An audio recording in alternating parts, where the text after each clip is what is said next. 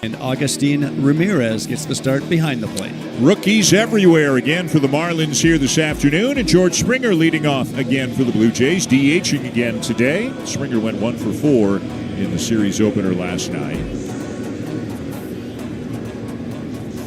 Boy, is George in good spirits these days, and really has been all season long. You walk into the clubhouse, and Springer's voice is often the first one you hear. Fellas were watching a little college football a few hours ago before things started to get serious. The first big Saturday for college football. It's here already. It's here that already. Fast. On August 23rd. Yeah, it's here already. NFL not far behind. 0-1 on the way, and that's in the dirt, a ball and a strike. Jansen Junk is a 5-pitch guy. The 4-seam fastball averages about 94. Slider, sweeper, curve, all 3 breaking balls. Change. He throws one of those 3 breaking balls 55% of the time and 62% of the time to right-handed hitters.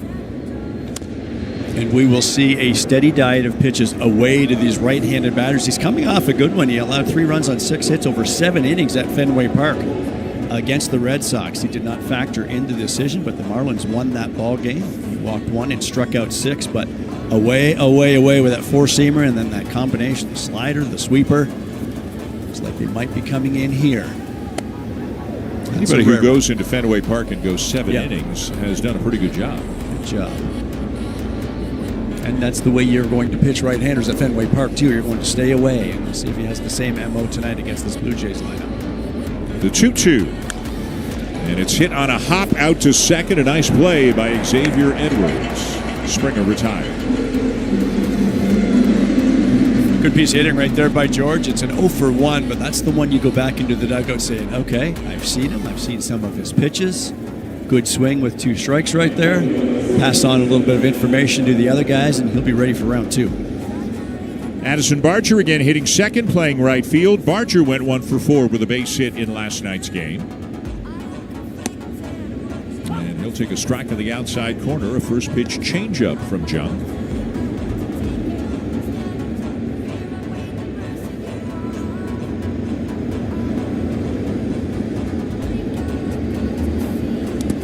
And did he offer it that breaking ball on the appeal? Yes, he did. And it is 0-2.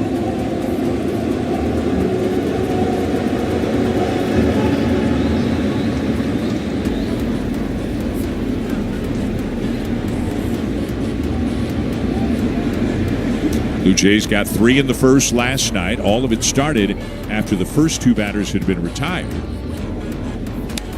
And there's a ground ball rolled out to third. Sanoja up with it, and Barger's out by a half step, 2 down.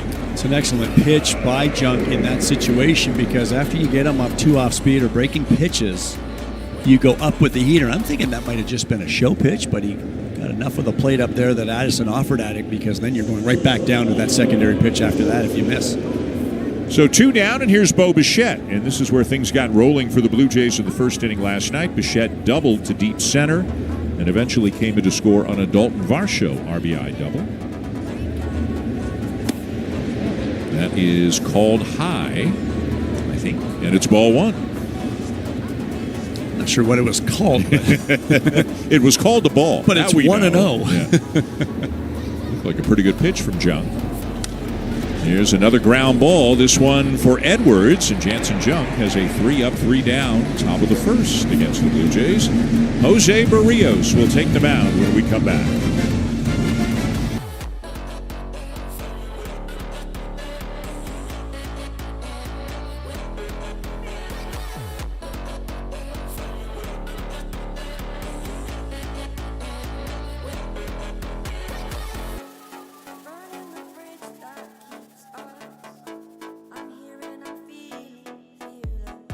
Exaggerated, that's what you assume. The story's over now, I must come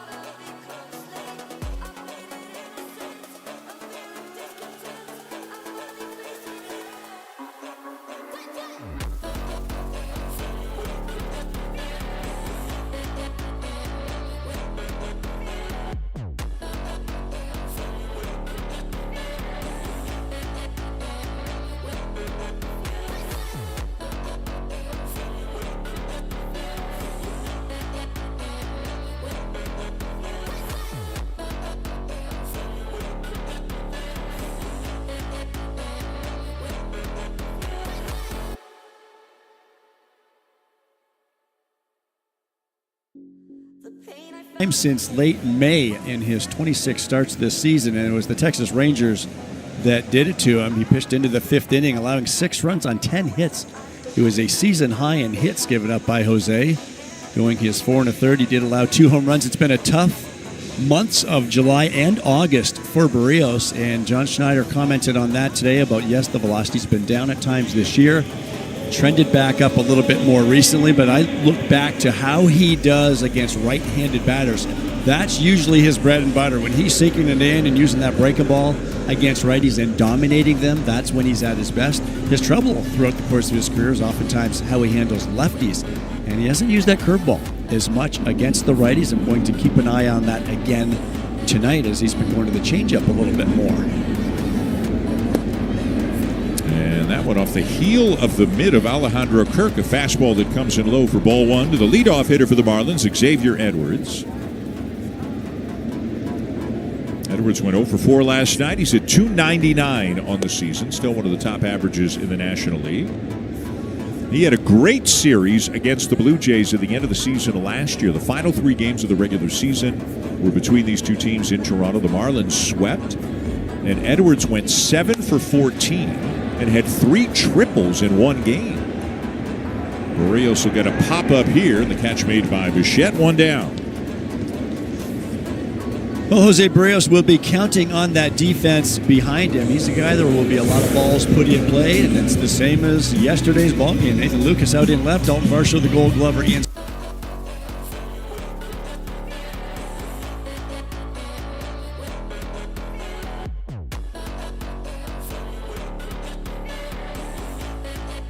His former teammate Shane Bieber last night. Now a strike at the knees to start the rookie center fielder Jacob Marcy, who's only got a few weeks in the big leagues, but has already made quite a name for himself here in Miami. He has put up the kinds of numbers in his first 50 at-bats that nobody has put up since Davis Schneider did it a couple of years ago. Just the 7th rookie in the last 30 years to have an OPS of 1,200 or better in his first 50 at-bats. Just 7 of them in the last 30 years, and the most recent guy to do it before him was Davis Schneider. And he is hammering it from both sides, getting lefties and righties as well here early in his young career. It's a big chopper to the left side and a pretty easy play for Ernie Clement, 2 down. Talked so much about the location of the pitches last night from Shane Bieber and how he commanded the baseball. That's an excellent spot for a changeup there from Jose Barrios to a left-handed batter, keeping it out there and tailing away off the end of the bat. Shane Bieber looking on. Boy, was he happy after the game last night. He used the word grateful, gratitude. He used both of those words. You and I caught up with him today, and we'll get into that a little bit more a little bit later on in the broadcast, but had a great chat with him today about his reflections on the game last night, and what it means for him, and how he's hoping to contribute going forward. We also got a little bit of pitching news from John Schneider about who's pitching when, and again, we'll tease that for right now. I'll give it to you a little bit later. Schneider kind of buried the lead. It was kind of an, oh, by the way, here are the plans for the next few days. And Barrios right down the middle. Boy, Augustine Ramirez just looking at strikes as Barrios gets him. And Jose has...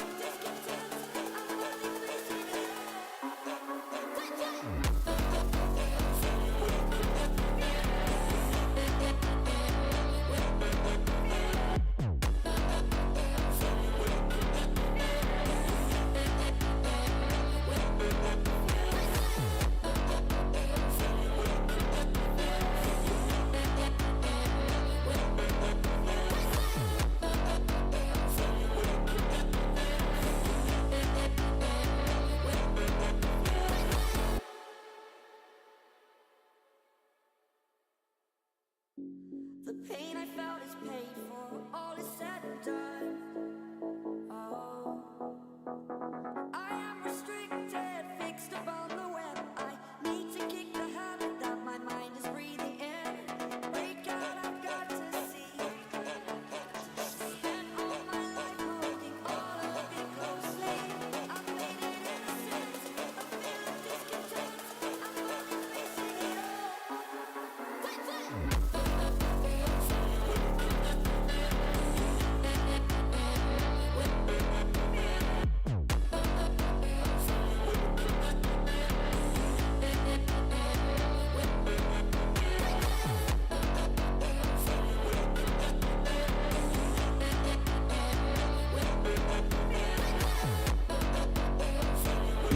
Will Smith, an all-star this year, deservedly so, and about 80% of the way through the season right now, Joe, he has had a very, very good year. Yeah, some big-time contributors right there, and when Alejandro does it on both sides of the ball, and I think you have to remember, when a catcher is contributing that much defensively, he is helping 13 other guys out there, each one that parades out onto that mound, and those are big factors when you talk about stealing strikes, receiving baseballs, getting strike calls for your pitcher, getting count leverage, getting advantages in counts. Pitchers love pitching to this guy because of the way he receives the baseball. Last night he went 1 for 3 with a walk and scored twice. He was a part of both run-scoring innings that the Blue Jays had an evening ago. No score, top 2. And he'll look at a first pitch breaking ball from Junk in for a strike. It's 0-1.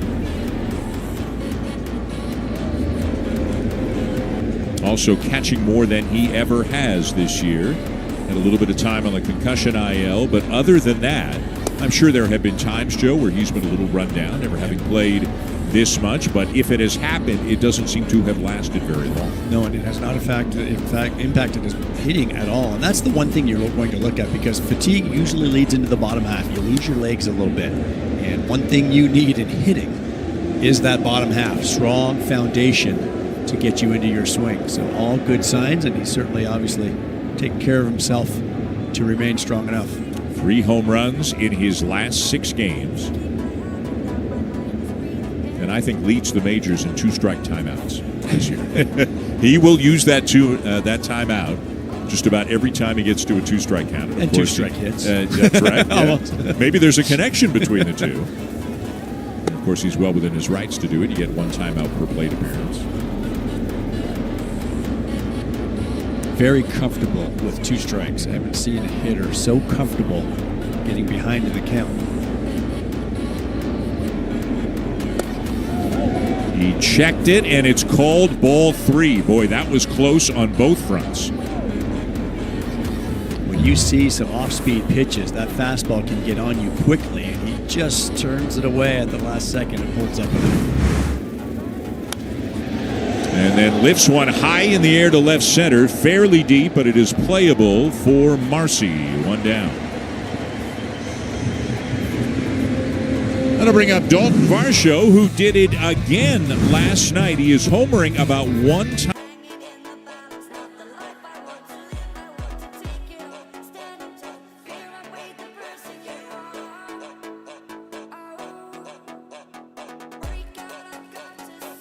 Jays a 5-1 lead, and just give them a little bit of a cushion in the second half of that ball game. I meant to ask him today, as he got to home plate, Alejandro Kirk, who had scored on the home run, was waiting for him, and something that Kirk said cracked Varsho up. That has to be funny. It must be. Like, we don't think of Kirk as the biggest jokester on the team, and Varsho's got more of a smirk than a cackle going most of the time, but something got his funny bone as he crossed home plate.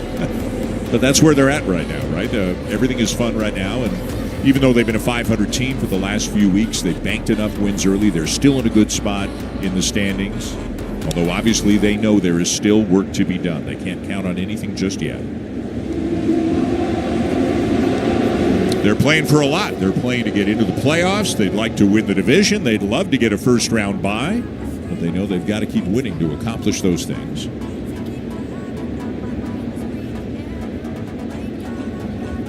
1-2. Changeup down and away.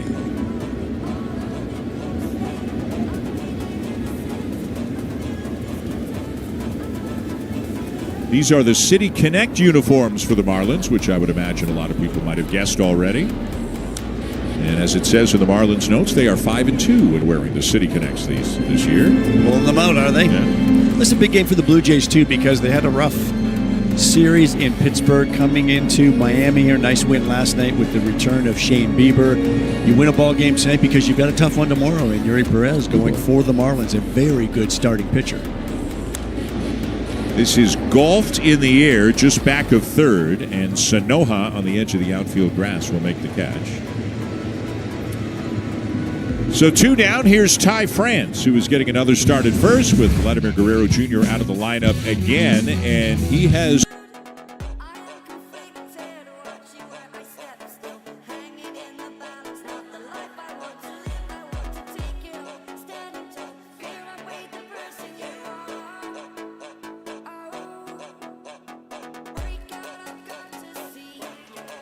the work around the first base bag. Who would have thought that Vladdy might miss some time? And Ty France has filled in very nicely defensively as well at first base. And a big 2-run single in the first inning of last night's game. Not hitting for much power. Big, strong guy, but has been, at least since we have seen him on an everyday basis since he's come to Toronto, much more of a line drive hit.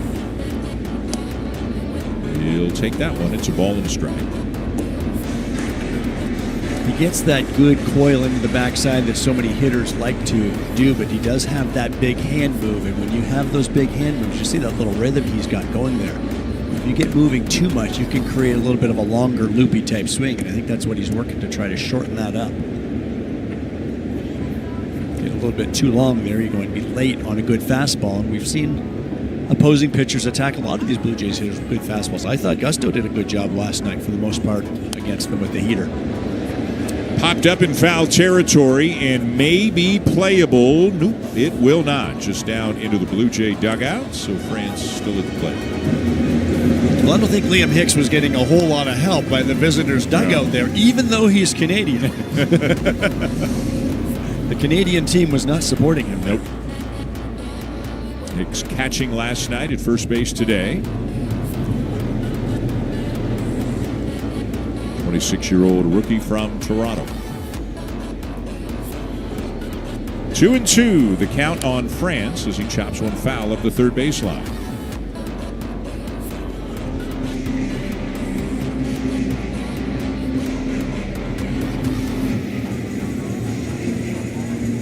Oftentimes I'll look for a hitter's hands and where they are when the pitcher is pretty well releasing the baseball.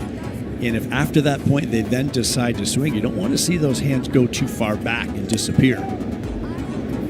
You need to be ready to launch from that position as that ball is coming out of the pitcher's hand, especially pitchers that have good velocity that we're seeing so much in the game. He's worked it full and now swings through it as Junk strikes him out. And it's 6 up, 6 down so far for Jansen Junk.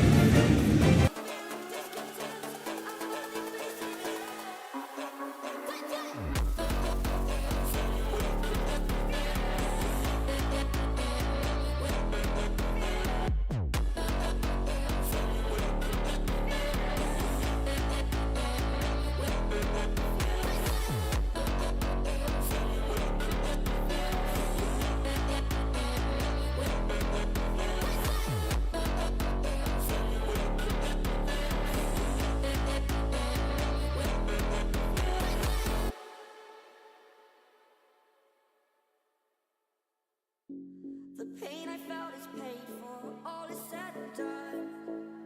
Oh, I am restricted, fixed upon the web. I need to kick the habit that my mind is breathing in. Break out, I've got to see. Spent all my life holding all of it closely. I've made it innocent, a feeling discontent.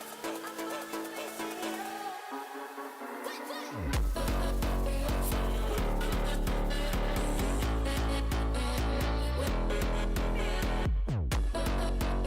Chris Bassett had predicted would happen during their many dugout conversations on what to expect on returning from Tommy John surgery. Now, Bassett underwent his surgery in 2016 and told me for guys recovering, there's always the fear of the unknown, not knowing whether what they're feeling is normal post-surgery or not. The road back is not as easy as what people think, he told me. Everyone's path is different, and then tack on the uncertainty, and it's difficult. Bassett advice for Bieber also included the types of workouts to do or not to do. He reiterated that Bieber was not out of the woods yet. I thought he was faster than normal, maybe a little too fast, but he was really, really impressive. I'm just happy he's back. Guys? Hazel, thank you. Underway here in the bottom of the second, and Andres Jimenez makes a nice play as Liam Hicks is retired one down. A great resource that Bieber had in Cleveland. Matthew Boyd, who was with the Guardians last year, was coming off Tommy John, now with the finishing stages. Chris Bassett, although as Bassett said, you're never quite finished, it's still going. But it was interesting. We talked to Bieber before the game, and Hazel mentioned about him going fast in the eyes of Chris Bassett. And Bieber said there were points during the game where he thinks his adrenaline got the best of him. He was just excited to be back on the mound. And he said a couple of the guys in the dugout said to him between innings, man, this is great, but you always pitch this fast? And he kind of had to slow himself down a little bit. And you can understand after being away for a year and a half and after having the kind of success at the highest level like he has had, being pretty excited, even if it didn't show on the outside. It was in there when he got to the mound. And I don't think those comments are coming from Bassett, because Bassett's a guy that works much more slowly. He'll utilize that pitch clock almost right down to it so many times. But I think coming back from something like that, I got to believe the emotion was flowing there for Bieber. And, of course, it would be natural to be amped up a little bit, and especially pitching so well. You just want to get the baseball and go. We heard Dalton Varsho talk to Hazel after the game, and he talked about it as a defender, how you love playing behind a guy like that because you're always on your toes as defenders. A ball and 2 strikes on Eric Wagaman, the DH today for the Marlins. Bieber admitted, I asked him, did you have any emotional moments yesterday? And he said actually before the game in the weight room, he was just maybe kind of taking a break in his routine before the game, and it hit him. And he used the word gratitude then. And that seems to be a very common thing for him, a common feeling that he has. He talked about getting to know Alejandro Kirk, and he talked to him before the game, during the game, after the game, and said, hey, Kirky, we got however many more of these we got together. Let's get to know each other because they're going to get bigger and bigger into September, and they hope October, as Wagaman strikes out 2 down. You know, he's a veteran. He's won a Cy Young. He's pitched in the postseason, but he's also trying to play catch-up on a team that's been going at this for about 4.5 months. When he mentioned that about Alejandro Kirk, did it remind you of anything? Some of our conversations with Max Scherzer? Yeah. Just the other day, these pitchers constantly reference their catcher, whether it's Tyler Heineman behind the plate or Kirk, because it's such that pitcher-catcher relationship is so important. It's from calling pitches, where you're setting up, where you want your target. A ground ball to first, and Troy Johnston is retired, and Jose Barrios has retired the first 6 he's faced today.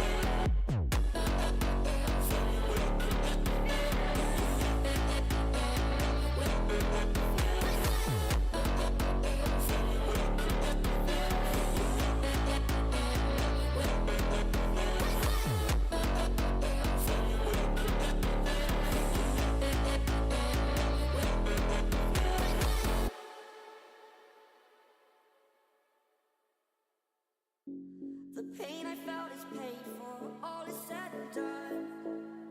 Oh, I am restricted, fixed upon the web. I need to kick the habit that my mind is breathing in. Break out, I've got to see. Spent all my life holding all of it closely.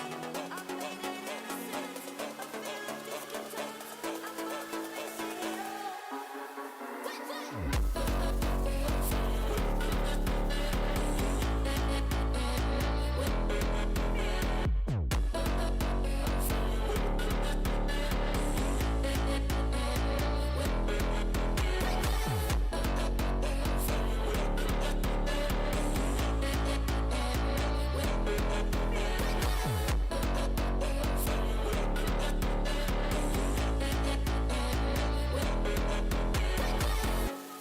Burning the bridge that keeps us. I'm here and I'm feeling fearless. Exaggerated, that's what you assume. The story's over now, I must conclude. I am conflicted, watching where I step still. Hanging in the balance, not the life I want to live. I want to take it all, standing tall. Fear I weighed the person you are. Break out, I've got to see. Spent all my life holding all of it closely. I've made it innocent, a feeling discontent. I'm finally facing it. And there's something about being inside a closed building, but you can hear it. It's right there. It's loud, and it kind of gets your attention. Obviously, they're very used to it down here, and you need to have a facility with a roof if you're going to play any kind of baseball down here. So many late afternoon thunderstorms here in Florida. No score, top 3. Nathan Lucas is the batter, hitting in the 7th spot again, hitting an even .250 on the season as he hits a fly ball well deep right field. Myers back, turns, and it's off the wall. Lucas is on his way to second and in there with a leadoff double. Well, that has to feel good for Nathan Lucas. Scuffled a little bit recently at the plate, and he gets a changeup down in the zone, and he really stays on it. Often said the way he sinks into that swing, that is right into his barrel path. He just missed this from getting it out of the ballpark, putting his team up. Yeah, maybe less than a foot from getting it out of here. As it is, it's a double. They are in on the corners as Ernie Clement comes up. He does not show any sign of a bunt, and he takes low ball one. This is the kind of spot, even early in the game, bottom of the order, you never know how the Blue Jays are going to play it.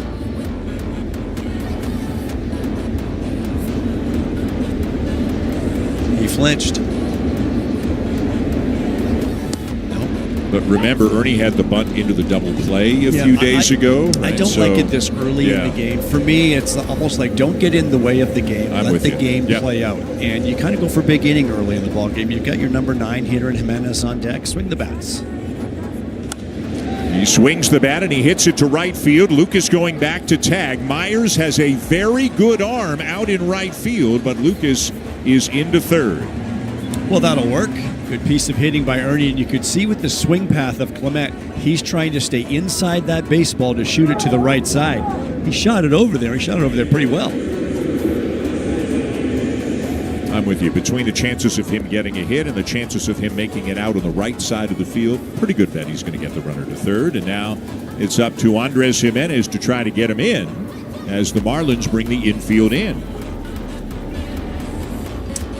I can imagine Junk will be trying to get inside with that fastball on Jimenez. Starts him with a breaking ball for a strike. Now that to me is a very strange call, because if I'm a left-handed hitter and I'm out front of that pitch, that's playing right into my barrel to pull something hard to right field. There's the fastball, and now he's out in front 0-2. I'm thinking more of how do I get inside to jam him, break his bat, not let him get something past the drawn-in infield. Andres is going to have to think about trying to catch something out front.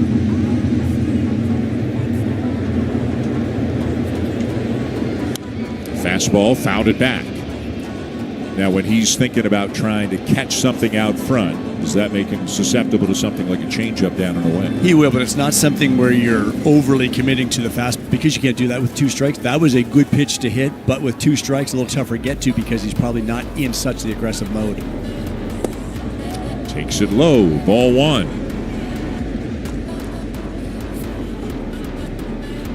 I was looking at the hitter, not the runner on the foul back, but I don't think the contact play was on. I don't think Lucas was moving as soon as he saw some contact. Ooh, there's some contact, but not the kind that Jimenez wants. He gets hit by the pitch. Well, that slider was biting down and in all right, and there was nowhere to go.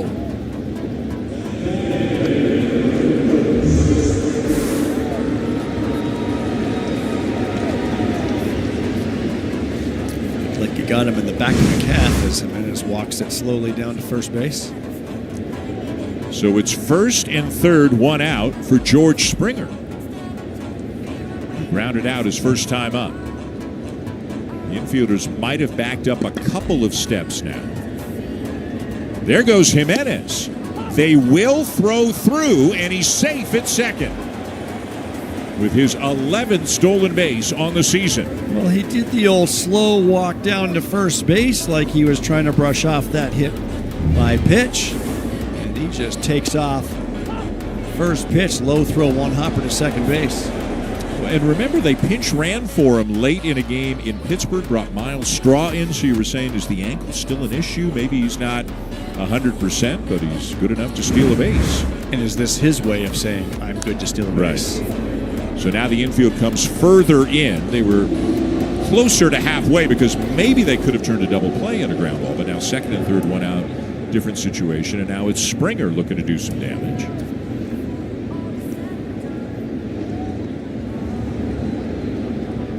Oh, 2, and it's into right field, a base hit.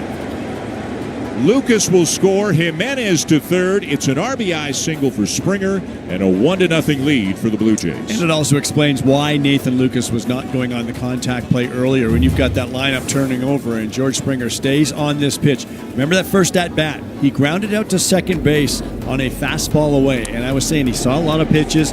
He saw what the pitcher's trying to do. Let's see how it sets up for round two. And he stayed right on that slider away. His 63rd RBI of the season. So it's first and third again. Here's Barger. And let's see if Springer might be running. Not going on the first pitch, and Barger takes a strike. Lots of good combinations, pitcher-catcher combinations with this Marlins team to run on. The catchers have not had success at all throwing. Ramirez, one of them.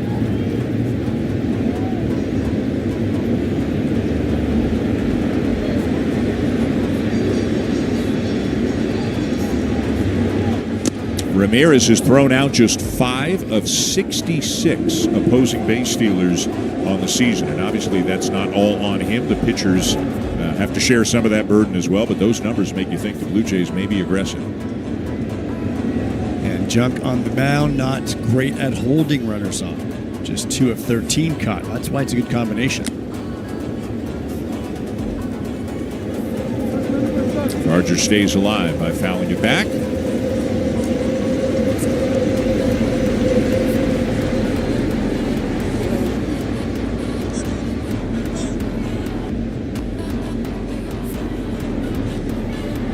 Looking at something. There was something the Blue Jays were considering challenging. Maybe catcher's interference, yeah. But they opted against it. Maybe Barger felt something, but it just isn't clear on the video. Usually that's the kind of thing where the hitter signals to the dugout, hey, take a look. 0-2. And a ground ball to short. And Acosta will step on the bag and turn the double play to retire the side. So the Blue Jays get just.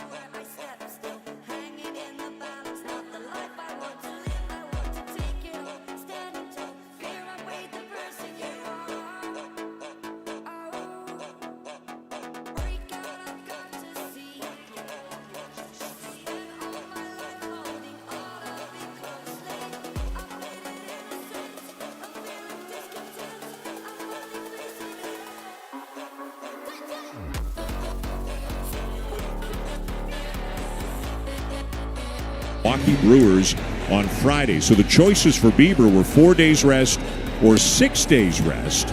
Lauer was up in the bullpen last night but didn't get in. Schneider said before the game today he is available out of the pen today, but not for as many outs because they want him to pitch on Wednesday. But as we just saw, Lauer is in the dugout right now sitting beside Max Scherzer. So maybe since we spoke to Schneider, things have changed again. Hard to know. But right now, it'll be Gausman tomorrow to wrap up this series. And then Scherzer, Bassett, Lauer against Minnesota, and then Bieber to open up the series against Milwaukee. And John Schneider confirmed today, too, that Eric Lauer was up in the bullpen, and he was up for a while yesterday. But the reason he was up was to come in the game, but then Shane Bieber was rather efficient, so his services weren't really needed. Now, he also said if he comes in today, it'll be very short, yes, but I think this is all about lining up Eric Lauer for Wednesday that we learned today. And this is why a lot of the quotes are starting to make a little bit more sense now that we've heard the last few days about the rotation and nobody's really being sent to the bullpen. They might be available out of the bullpen, and come next week, somebody else could be available out of the bullpen. All right, Pete Walker, John Schneider, they are having multiple conversations per day about how to structure this, and it is a fluid situation as we understand. Interesting, though, that Lauer is in the dugout. You would think he would be down in the bullpen if he were in play today. And again, maybe things have changed in the last couple of hours for one reason or another. If he does not pitch today, if he just doesn't pitch between now and Wednesday, in effect, he'll just have been skipped by the Bieber start because he was kind of on the same day as Bieber was. And he'll get his work in on the side, obviously, but it might just work out that they kind of skipped him once and then put him back in there. Swing and a miss. And Barrios gets Javier Sanoja. Good location out there by Jose. Started the at-bat off with a breaking ball. I'm keeping an eye on how many of those he's throwing. Hasn't been too many, but as long as you show it, he swings like this on the fastball. Very indecisive swing. Now the right fielder, Dane Myers, will take it low ball one. Myers did not start in last night's game. He was the starting center fielder early in the season. He's in right field today as that sinker gets plenty of the strike zone. It's 1-1. Myers is hitting just 117 since the All-Star break.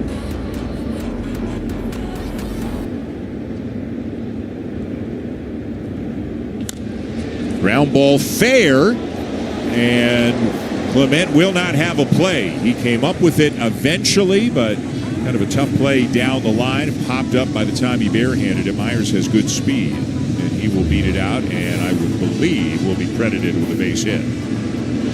Well, and with that speed that you referred to as Myers, there's one way to make this play is to pick it clean and unload. And even then, you're probably not getting him already having to range to his right, ending up in foul territory. And it is indeed a base hit for Myers. First base runner for the Marlins today.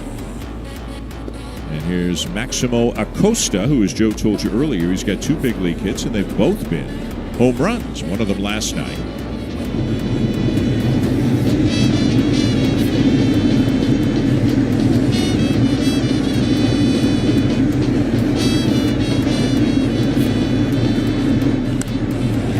In the air to center field. This one is deep. Varsho's back, and he's got room. With his back up against the wall, he will make the catch for out number 2. Don't make it look pretty easy, but what you just said about Acosta, wouldn't that have been something? 3 big league hits and 3 home runs, but comes up a little bit short in front of that center field wall.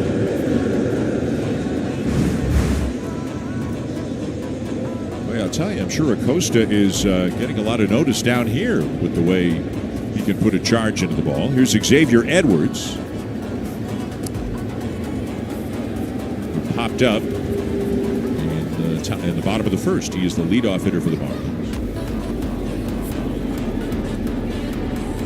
No Otto Lopez again today for the Marlins. He was a late scratch last night due to an illness, and he's not in there today. There goes the runner. The throw through on a bounce, and it goes into center field. But Edwards didn't see it in time to get back up. And Edwards and Bichette having a little conversation around the back. Hopefully everybody's okay.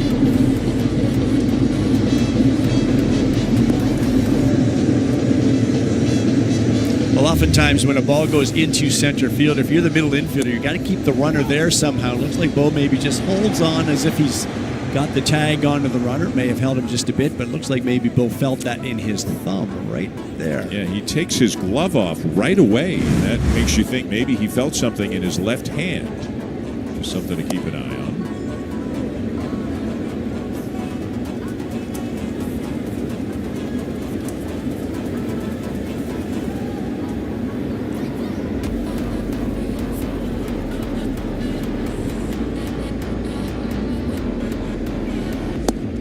Good changeup, and it's 1-2.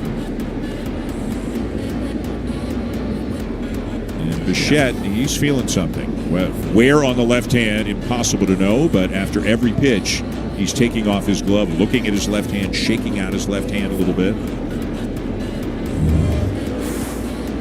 It didn't look like there was a lot of contact, but sometimes it doesn't take much if it just tweaks your wrist or thumb or whatever the case may be. And you can see that Acosta was looking at him right away, asking if he's okay.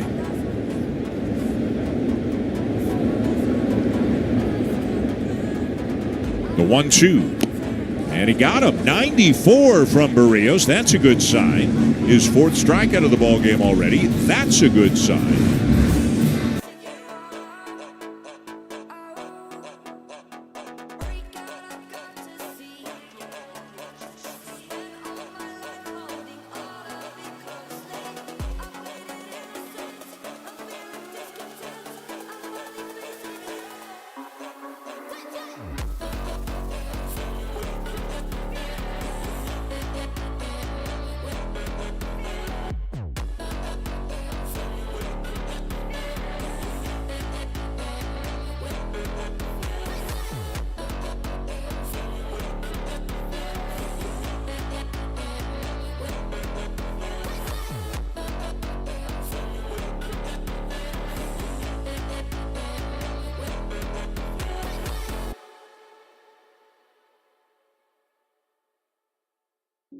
The pain I felt is paid for, all is said and done.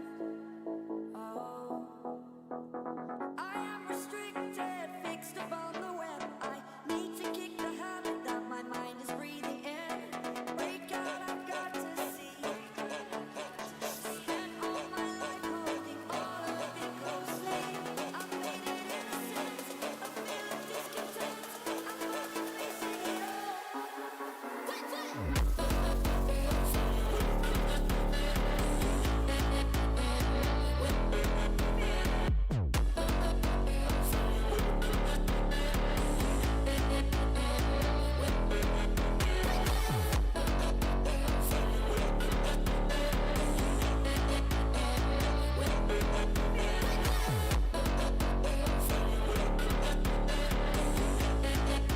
The Blue Jays start a series with the Twins on a Monday night, but definitely Schneider spoke a little bit differently about Guerrero today than he did yesterday. It sounded more likely if they have a pinch hitting spot, if they're trailing late in the game, that Vladdy would be called upon. So we'll keep an eye on that. And we'll also keep an eye on Bo Bichette's swings here, as he's got a base hit into right field. So swing singular, just to see if that left hand is okay. And looking at it, doesn't appear to be favoring it at all, and he's got himself a base hit.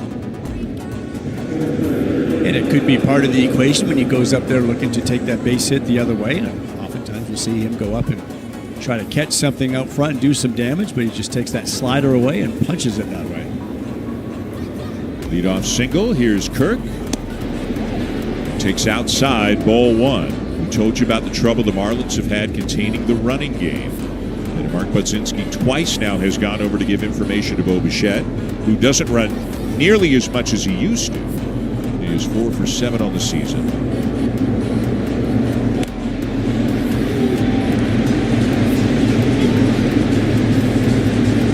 And now the count in Kirk's favor at 2-0. Hit a fly ball to center his first time up.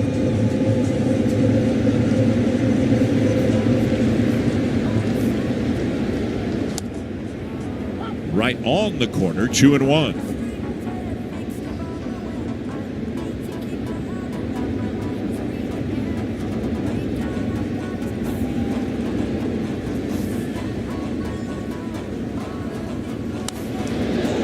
And a fly ball to center field, hit fairly well, but there's room out there for Marcy. Bichette halfway, watches the catch and heads back to first. Alejandro got a pretty good slider to handle and squared it up, but hit it in the air, and we know how much damage he's done on fastballs. Not as much on the breaking pitches. He can get to them, but he's not been as successful against the spin. So one down, and here's Dalton Varsho, who popped up in his first at bat. Swings through the fastball, 0-1. See the numbers, an 885 OPS. It's higher than that against righties. It's higher than that overall since he's come off the IL.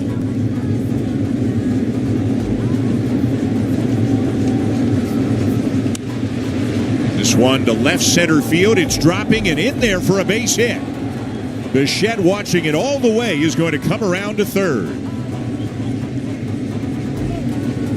Well, Dalton will take it. It was a breaking pitch down in the zone, and it looked like he just got it toward either the end of the bat or jammed, but drops it into the shallow part of the outfield. It's a good read by Bichette.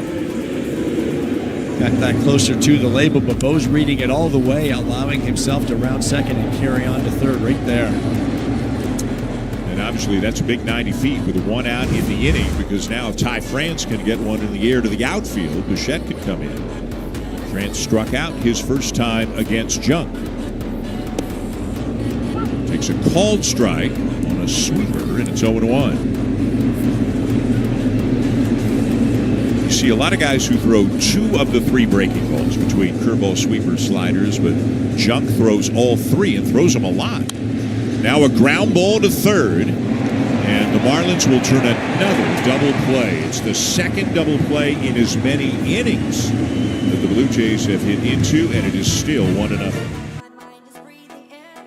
Break out, I've got to see. Spent all my life holding all of it closely. I've made it innocent.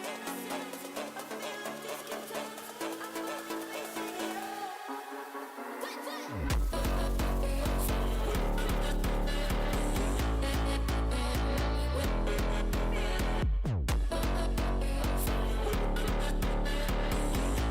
finally facing it all. Burning the bridge that keeps us. I'm here and I'm feeling fearless. Exaggerated, that's what you assume. The story's over now, I must conclude. I am conflicted, watching where I step still. Hanging in the balance, not the life I want to live. I want to take it all, standing tall. Fear I weighed the person you are. Break out, I've got to see. Spent all my life holding all of it closely. I've made it innocent. I'm feeling discontent. I'm finally facing it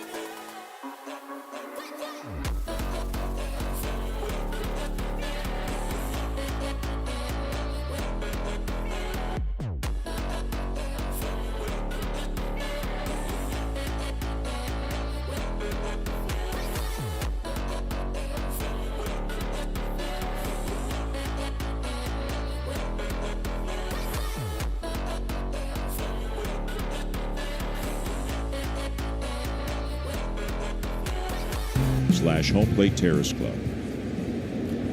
It is 1-0 Blue Jays going to the bottom of the 4th. As the first pitch of the inning to Jacob Marcy is lifted into the air. Nathan Lucas will make the catch. And Barrios, Joe, has now faced 11 batters. He has retired 10 of them. The only one to reached on an infield hit. So far, so good. Stay aggressive. Using that sinker again. Velocity has been okay. It's been down a little bit, but as John Schneider said today, velocity will give you a little room for error. When you don't necessarily have that, then you've got to mix your pitches and locate a little bit better, and he's done exactly that early on. And another first pitch swing, and a ball popped up, very shallow center, and it's Bichette back to make the play.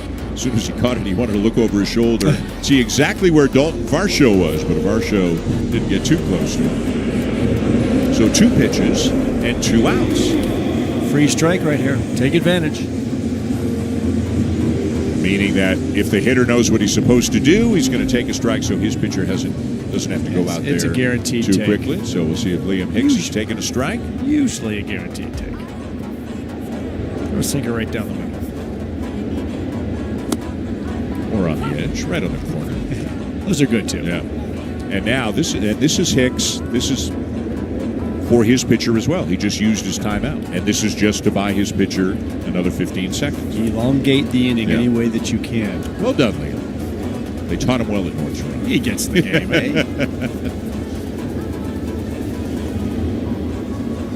See, a very disciplined hitter, does not expand the zone a whole lot. Changeup outside.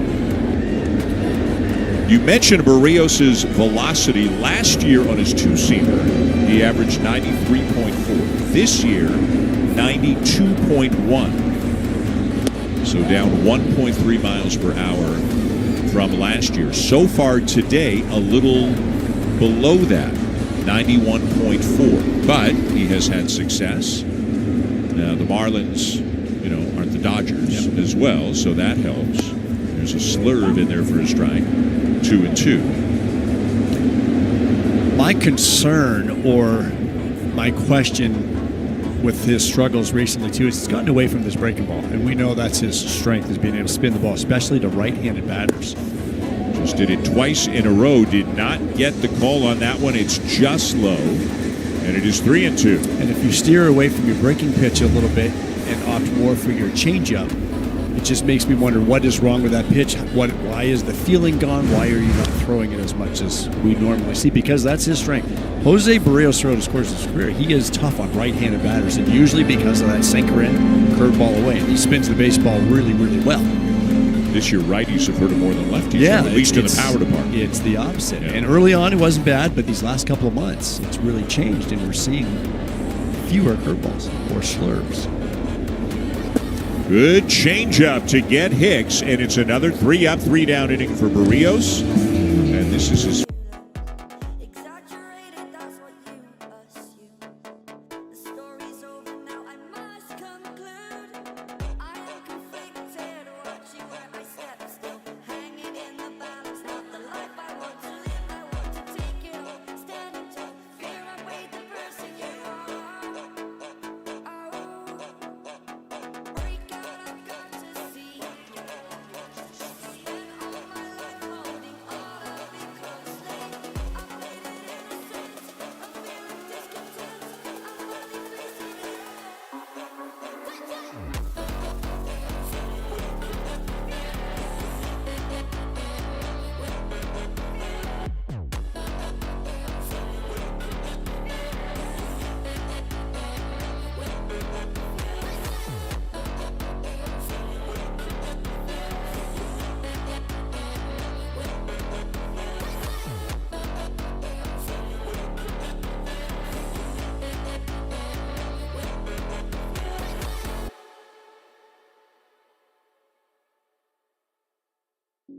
The pain I felt is paid for, all is said and done. Oh, I am restricted, fixed upon the web. I need to kick the habit that my mind is breathing in. Break out, I've got to see. Spent all my life holding all of it closely. I played it innocent, I'm feeling discontent. I'm finally facing it all.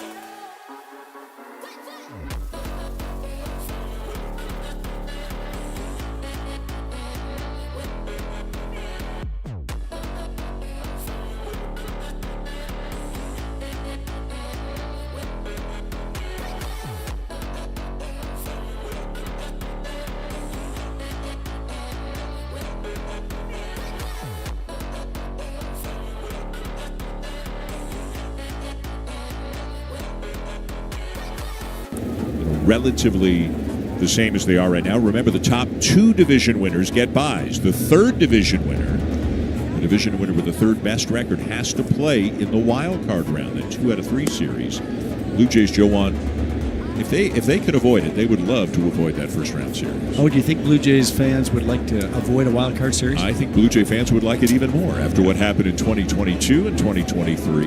And not just that, but it's such an advantage in that second series. And I don't know if the numbers show that it's an advantage, but when you're playing game 1 of a division series against a team that's coming off 2 or 3 games in a wild card series, you've got your number 1 going against their number 3, say. If not, maybe a 4. 2-2 on Nathan Lucas, who doubled in the third and is coming to score the only run of the game. John Schneider would love for his team to get a bye in a few days to set up their pitching, but again, there's a long way to go between now and then, and they're going to have to play well to get there. If you missed it earlier, The Red Sox and Yankees are already done today, and Boston has beaten the Yankees for the third time in as many days. They beat them 12-1 today, although 7 of the runs came in the 9th inning. But still, they've won all 3. They've got another game tomorrow night, the Sunday nighter. It is a 4-game series. So the Red Sox are now a game and a half ahead of the Yankees. The Yankees are only 3 games ahead of Kansas City for the final playoff spot. That's the first time I think I've heard you say that. Yep. They're slipping. They're having some tough times right now. Remember, the Blue Jays will be in New York early on in September. The Yankees are 3-7 against the Blue Jays, and they are 1-8 against the Red Sox this year. 4-15 against the 2 teams ahead of them in the division. And always an advantage holding that tiebreaker over both the Red Sox and Yankees. A breaking ball in there for strike 3 called to Lucas. He saw a lot of fastballs in this at-bat. More and more teams will challenge him with the heater, but then he comes back with that little curveball, and Nathan gave up on it because it looks like it's going to be above the zone. Comes right back and catches the top part. Here's Ernie Clement, who lined out to right his first time up, and that advanced Lucas from second to third. He would come in on a Springer base hit, which has provided the only run of the afternoon.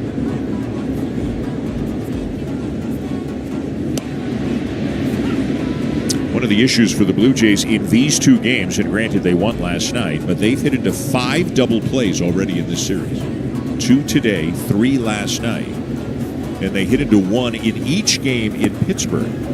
And 8 double plays in 5 games. That's going to hurt you. And double plays do happen. Sometimes you hit a ball hard right at an infielder, but what you don't want is when you're coming around baseballs. We saw France do it on the slider at the end of the 4th inning.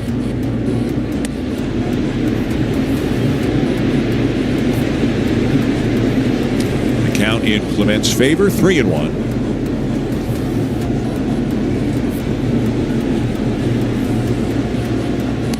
And a breaking ball. And Ernie kind of bent back from that a little bit. Takes a strike, 3-2.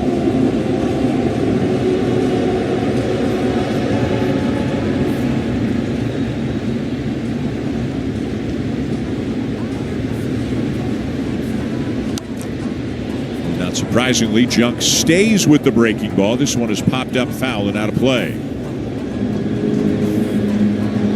Again, he's got all 3 of them, and he throws them 62% of the time between the 3 to right-handed batters. And Ernie, through some recent struggles, it looks sometimes like he's that caught in between. And remember earlier in the season when he went through a little thing and he said, I've got to get back on the fastball. Sometimes what happens is you feel like you're getting more breakers, so you start looking for them, but then you lose your timing on the heater. There's the fastball, and he sends a fly ball to center. 2 down.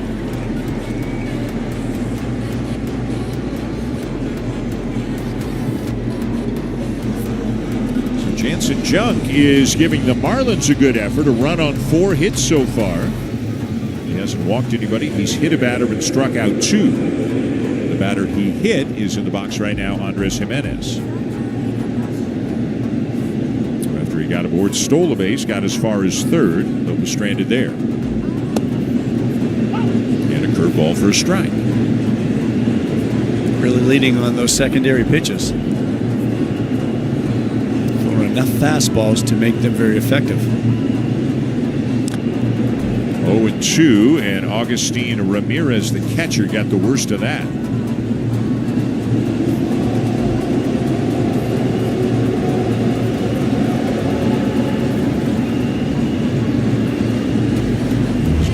McCullough looking on. He knows how that feels. He was a catcher, and that got him just above the shin guard. Missed it. Oh.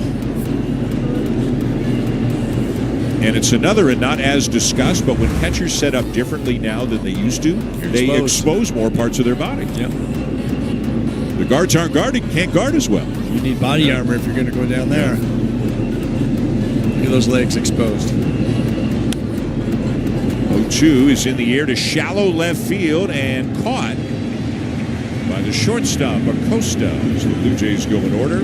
It is still 1-0 now through 4.5 as we go back to the studio. Brad's got another. I am restricted, fixed upon the web. I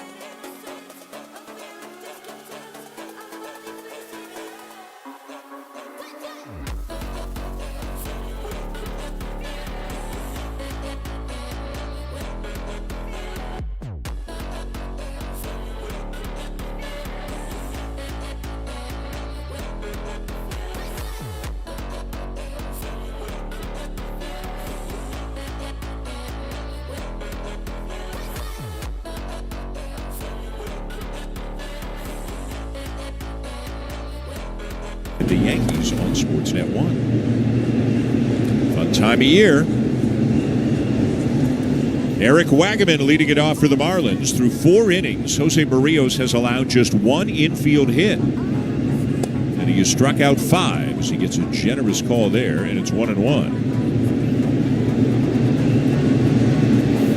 Again, it's not like he is throwing harder today. He is just throwing the ball in better spots. See the location right there. Yeah. Just really trusting the sinker, trusting the movement. And, sometimes when you lose a little bit of velo, it can increase the movement, get some good sink on that pitch. And he's used it a lot in the middle end of those righties. It's sharply, and it eats up Clement at third. And Wagaman is aboard.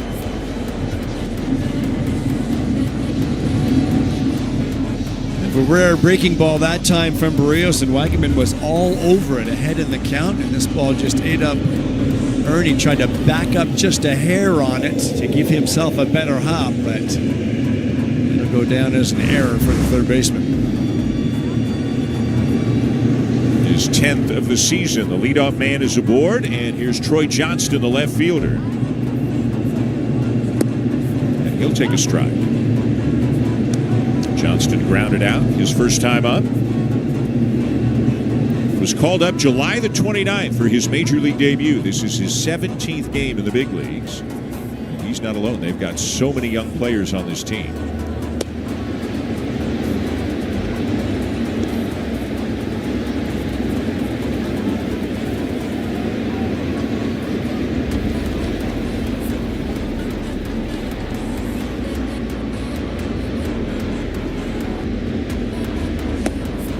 Good changeup, 1-2. Alejandro liked it as well. Changeup's been a very good pitch for him against the lefties, a little bit like Bieber last night.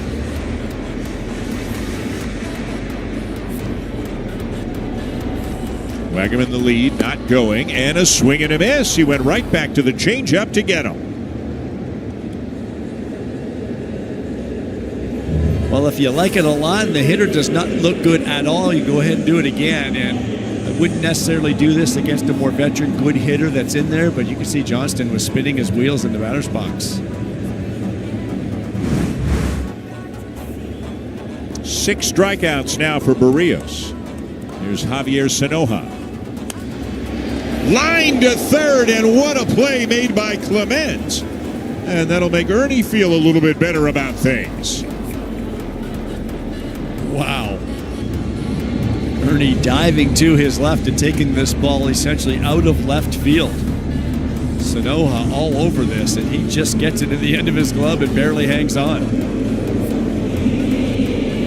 And I'm sure just about everybody, when you make an error, you want the next one hit to you, right? You want to have a chance to make a good play and help your pitcher, and that's what Clement did for the second out. Dane Myers will take a strike. Again, Barrios right on the corner with that two-seamer. Myers had an infield hit in the third. Still the only hit the Marlins have, and he stole a base. But Barrios is working quickly, too. Just like Bieber did last night. When you're pitching well, if it's a good vibe, you just keep it going. Swing and a miss. Good slurve there, and it's 1-2. Now you see how good that pitch was. To me, that's like his signature pitch. When I'm watching a Jose Barrios pitch over the last few years, that's his pitch to right-handed batters. We haven't seen a ton of it, but that was a real good one there. Look at the pitch count, how efficient he has been in this game. The 1-2. Down and away. Tried it again, but too far to get a chase. You can be very efficient if you're in the zone a lot with your fastball, especially if that fastball is a sinker, getting some movement, getting some contact, balls put in play. And he's been very efficient in that regard. Got him. 93 on the corner for his 7th strikeout of the ball game. 5 very good innings for Jose Barrios here in Miami, and the Blue Jays still lead 1-0.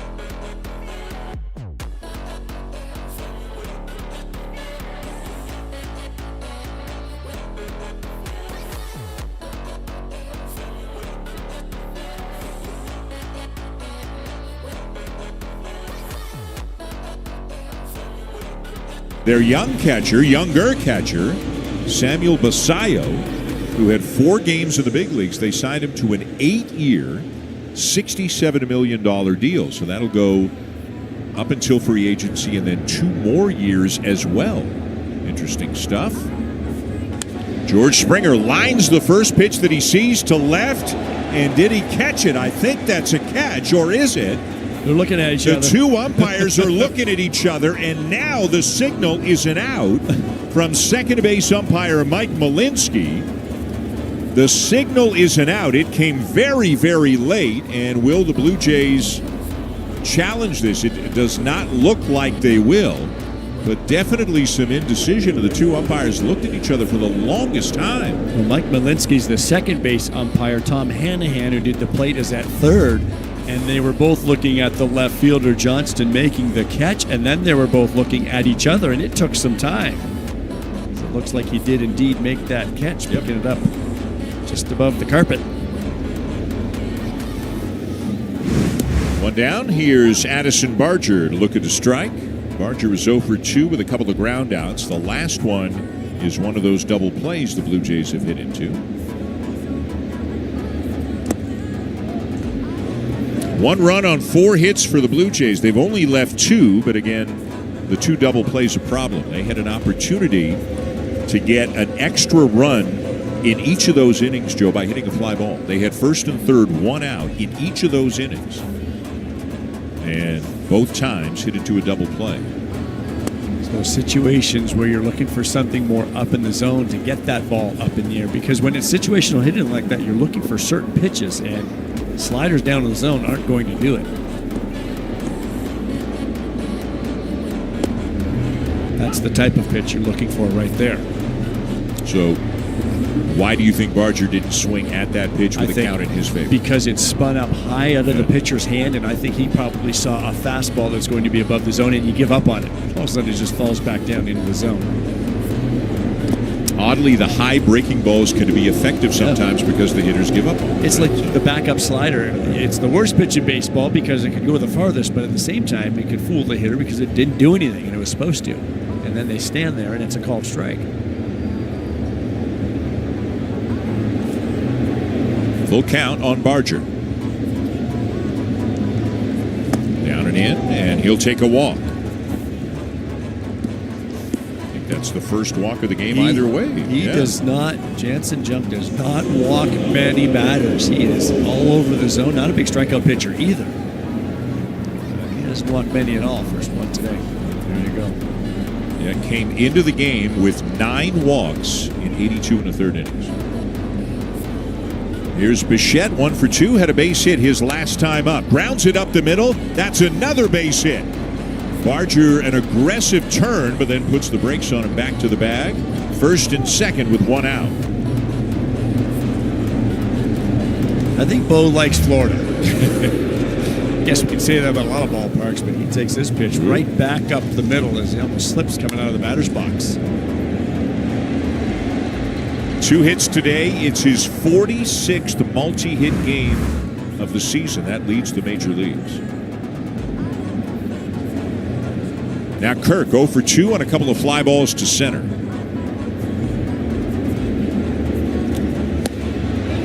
Doesn't this have the feel of in the alley to right center field from Kirk now? And you were talking earlier about the double plays. Of course, this is a double play candidate here, so you're looking for a ball up in the zone, and he just got that little breaker that didn't do much either, but he came up empty with a big swing. Big swing. That was a hold the ball, hit a 3-run homer to left kind of swing. That's the one you want to lay off. That's the one you want to lay off, but that's got double play written all over. Yeah. Tough pitch to do much with. And again, hit a 2-strike count.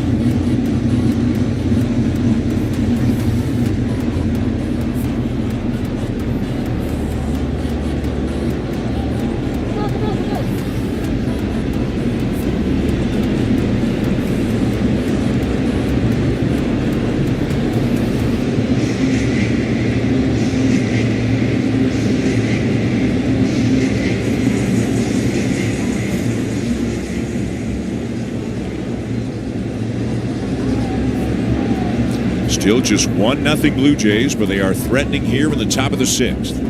The 0-2. fights it off. And that was just a hope I can poke it foul kind of swing. He's got such good plate coverage because he sees the ball very well, and it's a small move to the baseball, not a lot of movement. You'll see Alejandro's hands. Look at his hands right there, how they don't move much. When that pitch is released by the pitcher, he's ready to go. Not a whole lot, just a quick little load there. He's able to drop that barrel and get to it on a pitch well off the plate.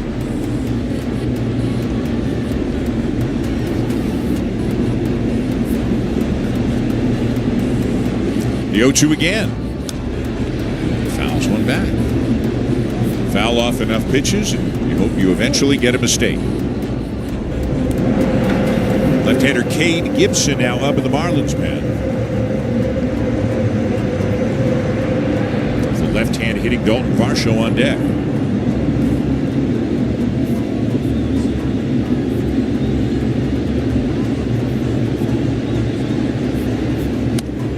Upstairs, ball one.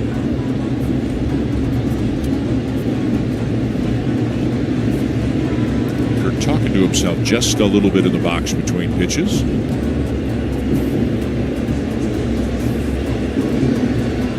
Barger at second, Bichette at first. And that's a fair ball down the right field line. Barger's going to come in to score. Bichette's going to be held. It's an RBI double for Kirk. And it's 2-0. And it comes at a good time. We talked last night about adding on. Dalton Varsho's home run gave the Blue Jays a larger lead, and they needed to add on to this one. This puts one more on the board. Good at bat by Kirk, fouling off a lot of close pitches, a lot of tough pitches, pitcher's pitches. Eventually getting a hold of that fastball. It's off the edge of the outside. And Joe Junk is going to stay to face Varsho. Interesting. The infield has come in as he starts it with a breaking ball for a strike. Varsho was 1 for 2, had a base hit. A little flare to left center his last time up.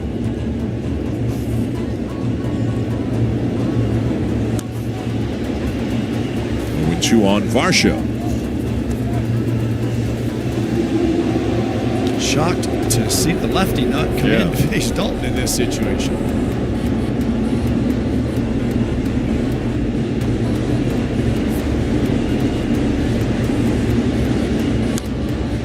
That's bounced foul. Everything down so far in this at-bat to Varsho. Clayton McCullough, the manager of the Marlins, on the left of your screen. Again, a guy who managed in the Blue Jays system for 7 years, from rookie ball up to high A.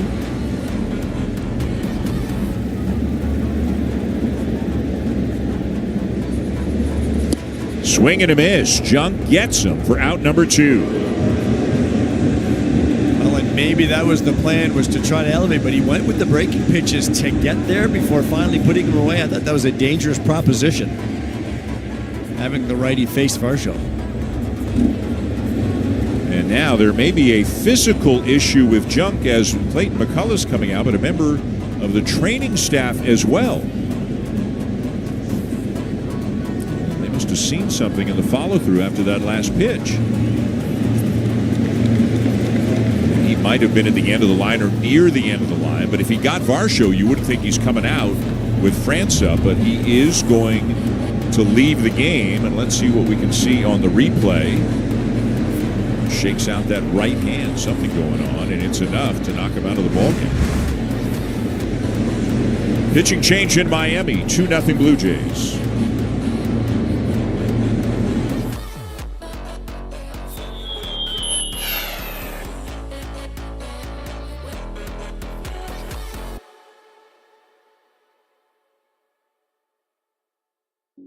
The pain I felt is paid for, all is said and done.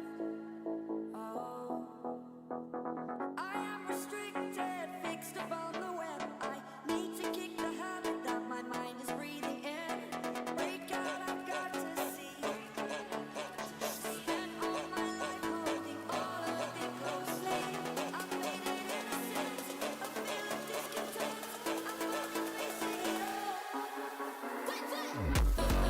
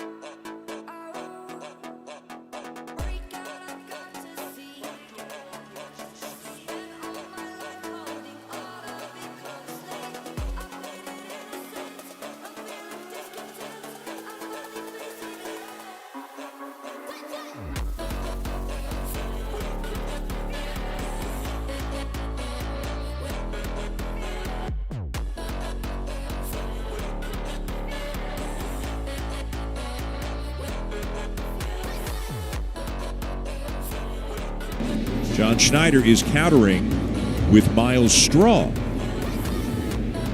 Pinch hitting for Lucas.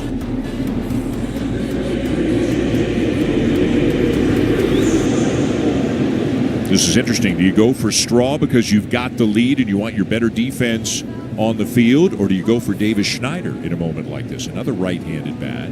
Could be going for maybe more contact in a Miles Straw. Yeah. Need a ball put in play here and not going to bounce into a double play generally with his speed. 2 down.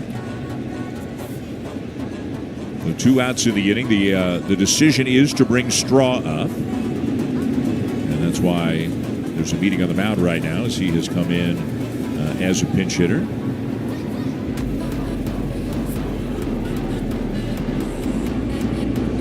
So it's bases loaded, 2 outs. Bichette's at third, Kurtz at second, France is at first, and a big spot for Straw. And you can see at third, Sanoja wary at least of the possibility of maybe Straw dropping one down or just kind of hitting a swinging bunt, so he's in tight. A lot of off-speed from the lefty to right-handed batters. A lot of curveball changeup combination with that sinker. Outside, ball 1.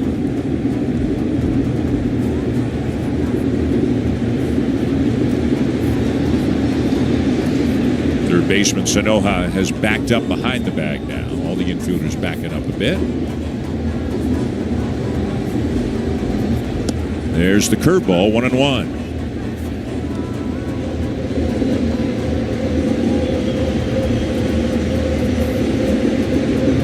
I think you can almost sit soft when you're facing a guy like this that throws so much of that between the changeup and curveball.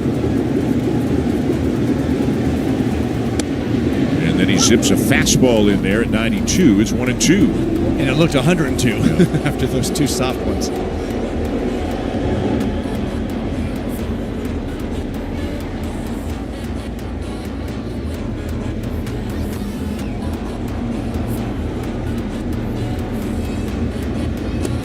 Down and in, and that ball almost got by Ramirez, which would have produced another run. Not the ideal blocking technique here as he just gets his glove out there and tries to stop it. And it's not the strength of his game back there by any means. But he's able to hold the runners there. Kind of like just tapping it forward like Alejandro Kirk does sometimes. So it's 2-2 on Straw. This is poked foul out of play.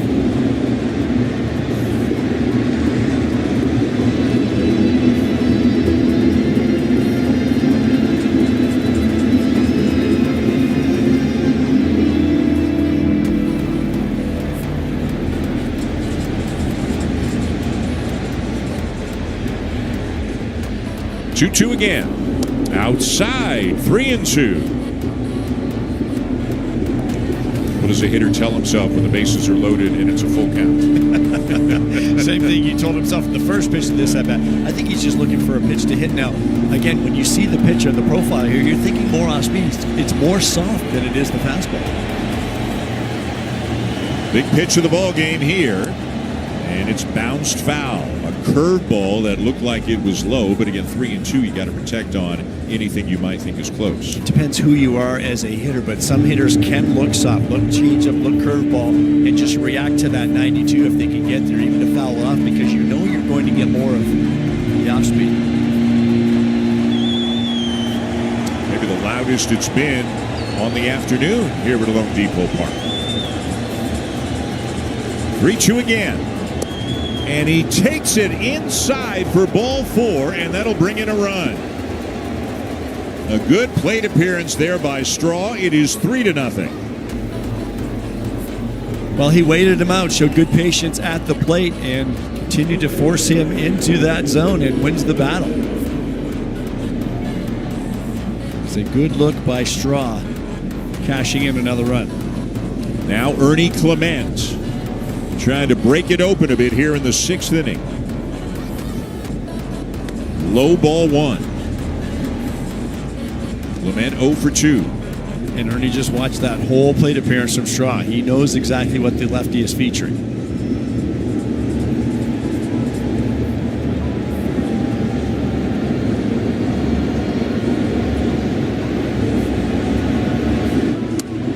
there for a strike, 1-1. So we've seen a fastball and a changeup so far. The numbers for Clement strong as always against left-handed pitching. If you're John Schneider, you like this matchup in this spot right now.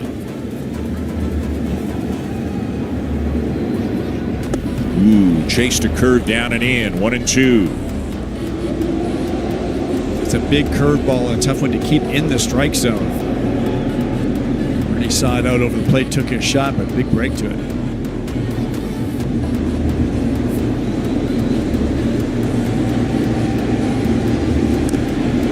And a swing and a foul off at the plate. Just got a piece of it to stay alive.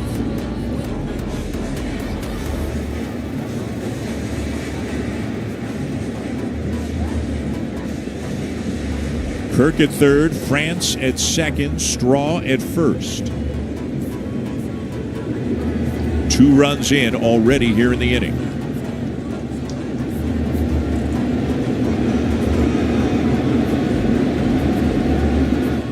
Fastball chopped towards third. And across the diamond in time to get Clement and retire the side. The Blue Jays get 2 and lead 3-0.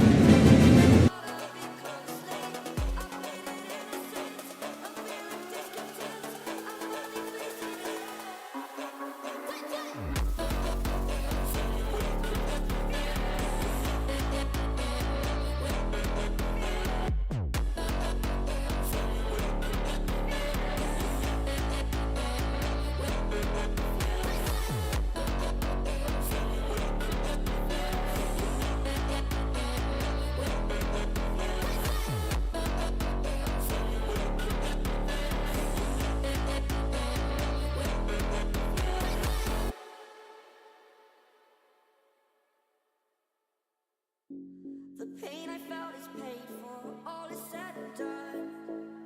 Oh, I am restricted, fixed upon the web. I need to kick the habit that my mind is breathing in. Break out, I've got to see. Spent all my life holding all of it closely. I've made it innocent, I'm feeling discontent. I'm not facing it all.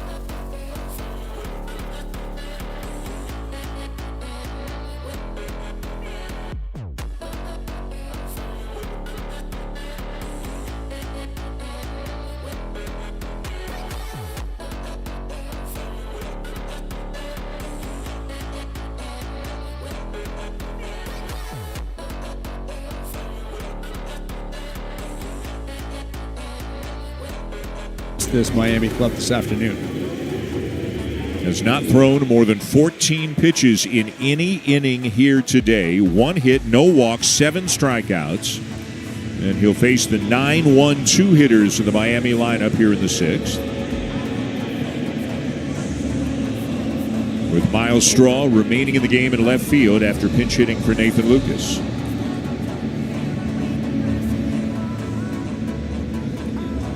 This is Maximo Acosta, who hit a fly ball to center field back in the 3rd. Just his 15th major league at bat. He's been up just over a week.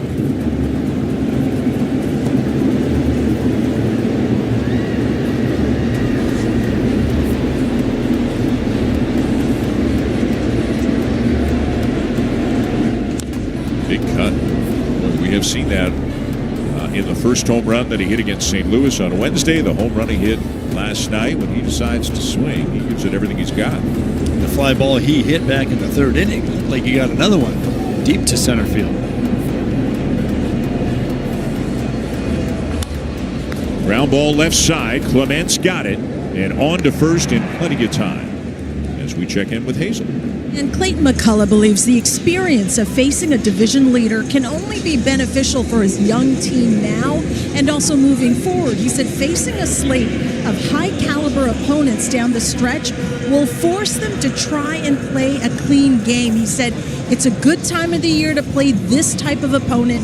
We know we can win, and we have shown that all season. Guys? Hazel, thank you. This is kind of like a 2-month audition to see which of these young players can be part of things going forward. High a strike there called on Edwards. It's 0-1. We mentioned McCullough's still got a lot of friends on the other side of the field from his years managing in the Blue Jay minor league system. When we talked to him yesterday, he mentioned people like Alex Andriopoulos, known as Drop to everybody, Vu Chong, Luis Hurtado, among the members of the Blue Jays staff. He actually managed Luis Hurtado in the minors. Hurtado is now one of the bullpen catchers for the Blue Jays, throws BP, and also is an instructor for the catchers. But McCullough spent 7 years in the system, knows John Schneider very well. They're good friends. And John Schneider was extremely complimentary about McCullough, like repeatedly saying they've got a good one. They got a guy who's great with people and great within the game, and he thinks the Marlins have a terrific manager. And a lot of these big league managers have put in their time. John did that as well with the Blue Jays organization before they landed a big league job. Clayton McCullough did the same. Fly ball to center. Varsho there, 2 down.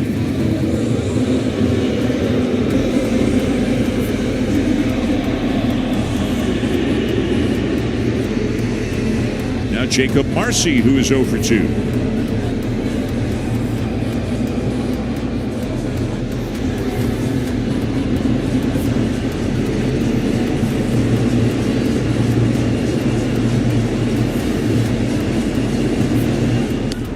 Backdoor breaking ball, 0-1.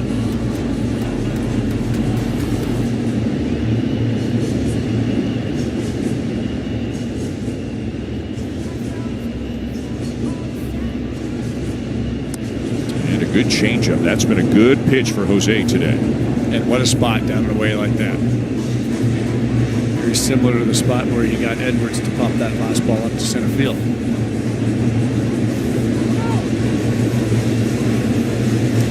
Joe, he's gotten 8 swings on the changeup, and 6 of them have been swings and misses.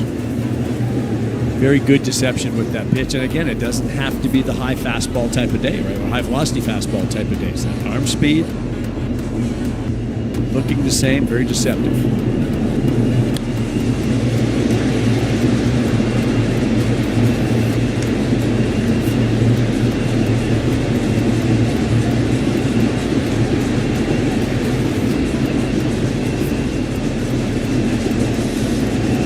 Two down and the base is empty, and a couple of strikes on Marcy. Down low, ball 1. There have not been many misses at all over the heart of the plate for Jose Barrios today. You got the nod of approval there again from Alejandro, because it's 0-2. That's where you want to be. You want to try to get a chase. If not, no problem. Not going to get hurt there. Got him. Another changeup, another swing and a miss, and another strikeout for Jose Barrios. Having himself an afternoon.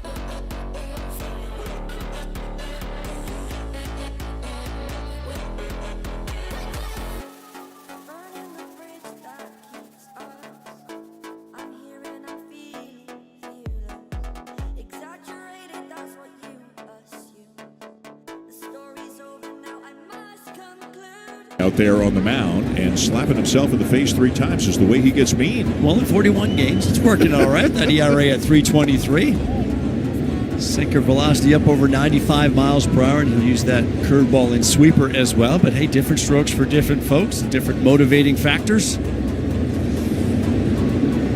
Andres Jimenez leading it off for the Blue Jays. You ever see anybody do anything like that in your relief time in the pitchers game? are really different. They are breeds, strange. right? They are very strange, yes. And even when he was doing that, I guess it doesn't hurt him.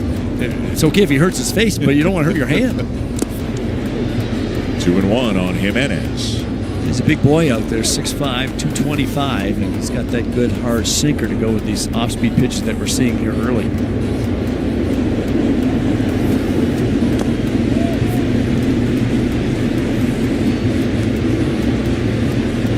Three runs on 6 hits for the Blue Jays. No runs on just 1 hit for the Marlins. Phillips to face Jimenez, Springer, and Barger here in the 7th.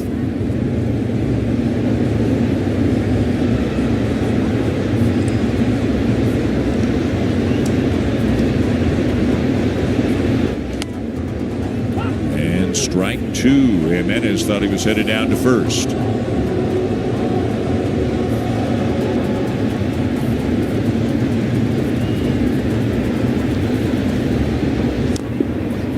Off.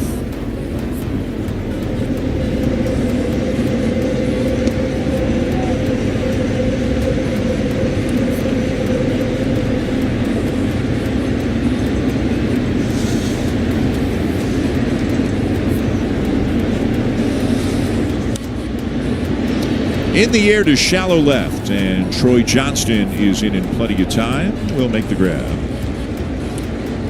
Well, got a chance to visit with an old friend, a guy I haven't seen in a few years, and I know you know him as well. There's Tommy Hutton. Blue Jay fans will remember Hutton as a broadcaster through many years in the 90s. Also played for the Blue Jays in 1978, played for the Expos as well. His last 3+ seasons in the majors were for the Expos. Hasn't aged a day. Wonderful Not a man. day. Yeah, and just, as you say, a wonderful man. Got that youthful smile. Yeah. What a great conversation we had with him earlier, too. And just still loves doing what he's doing. Does a number of home games.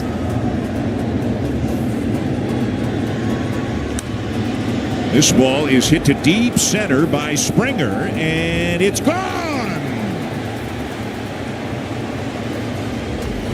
Boy, it looked for a moment like Marcy thought he might have a play on that. But that one got out of here in a heartbeat. It's number 22 for Springer, and it's 4-0. Well, I go back to George's first at-bat today. He took a fastball, grounded out to second base, and I always look at swings early in the ball game because it really sets the tone. George was in a good spot in that ground out. He has singled since. He hit a line drive to the left fielder, and this one was way straight out to center field. He has come off the concussion IL, if this is possible, swinging the bat even better than he was swinging it before he got hurt. It's like Barger got the catcher with his backswing there on the top of his helmet.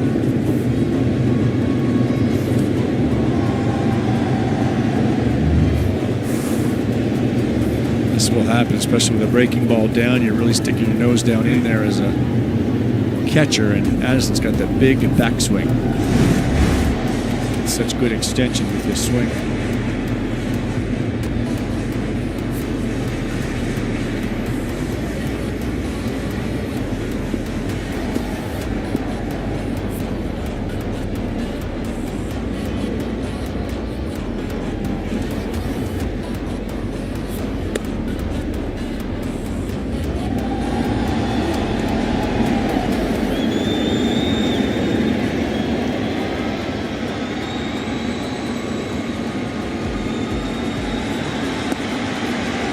Is low. It's 3-1. Good take there by Barger.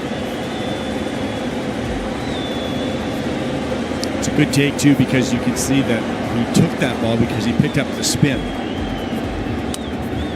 And he grounds one up the middle. A sliding stop at second by Edwards, and a great play to get Barger for out number 2.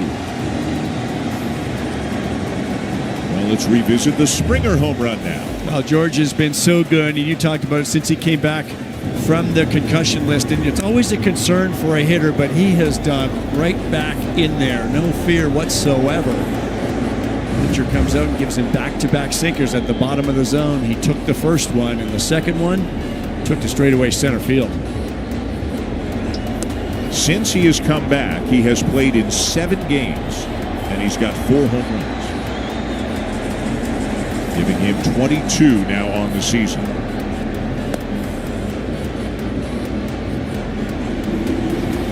He's DH'd in all of them. He has not played in the field since he came off the concussion IL, and in fact, only one of his last 18 starts, Joe, has been in the outfield. He's almost exclusively been a DH recently. And I think that's suiting him well, and it's suiting the club well. It's allowing them to move some other people around. He has certainly found a home in that spot. Don't change a thing. Nope, keep swinging. And it seems like he has settled into the leadoff spot fairly seamlessly as well. Of course, he's been there forever and ever in his career, but not this year until just a couple of days ago.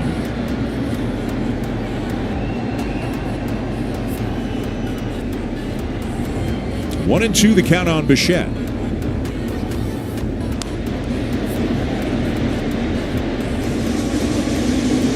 He's got a couple of hits today, 2 singles.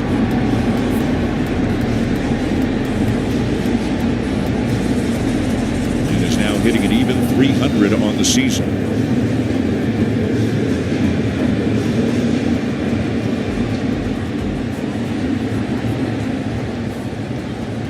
How many qualified hitters in the majors do you think are hitting .300 or better?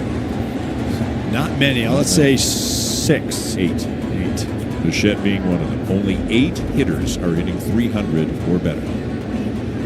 That's not American League. That's the major baseball, leagues. right? Yep. Amazing.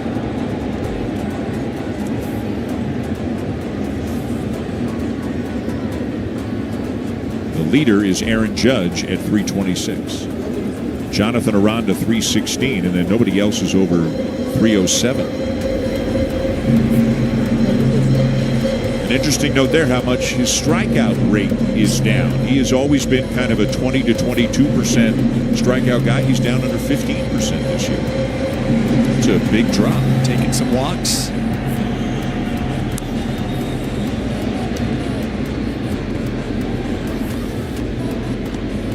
He is a tough at-bat because of his ability to hit good pitching, handle a lot of different pitches from the high velocity to the different secondary pitches, breakers, changeups. Gets himself in such a good position. A little unorthodox. I'm not sure you would teach it to anyone, the way he contorts his body. He's got that big old leg kick early in the count, and he really cocks that bat high and behind him. 9 pitches already. There's number 10, and it is 3-2. And he tries to really shorten things up with 2 strikes without that leg kick. Same idea with the body, but just reducing everything.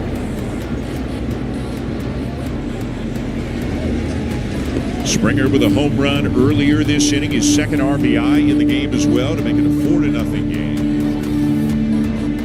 Bichette trying to wear out Phillips here. About to get pitch number 12.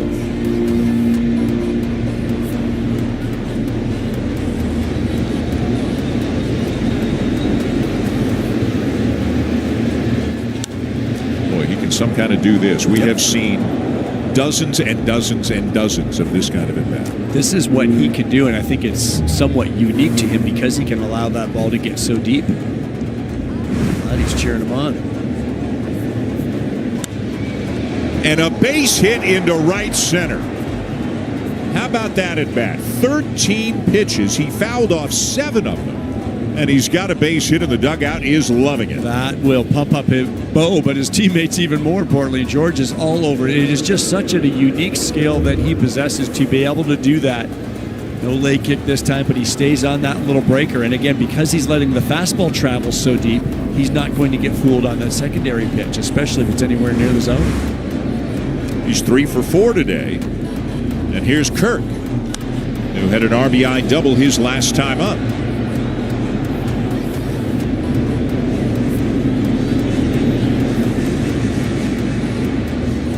Nobody is up in the Blue Jay bullpen. Jose Barrios has been very efficient. He'll come back out for the bottom of the 7th.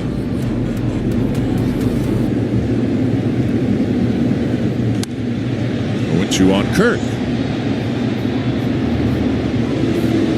Jose has been more than efficient.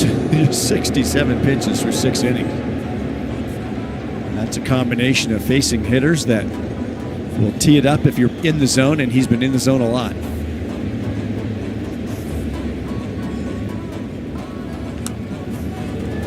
Little dribbler between the mound and the plate, and Kirk is safe. As Ramirez and Phillips got a little bit tangled up, and Kirk's going to beat it out. Well, this is one of those out in front of the plate. As a catcher, you're either taking charge saying, I've got it, or if the pitcher yells, he's got it, that's fine. But watch right here. It looks like the catcher was waving to say, I got it, but the pitcher kept coming. If that happens, though, you got to get out of the way. He just continued running right into him. Well, and at least for now, an error has been assessed on the catcher. Augustine Ramirez, who never touched the baseball. Maybe because he ran into the guy trying to make a throw. Yeah, we'll see if that changes. Either way, Kirk is on. Interesting call, though. Yeah. And now it'll be Dalton Varsho coming up in another meeting on the mound. It's so important. That's where communication, again, as a catcher, you really have to take charge. Rip that mask off so he can hear you and yell, I got it, or take it. And if you're yelling, take it, peel off and get out of there. The catching position certainly has been a challenge for this Marlins club defensively.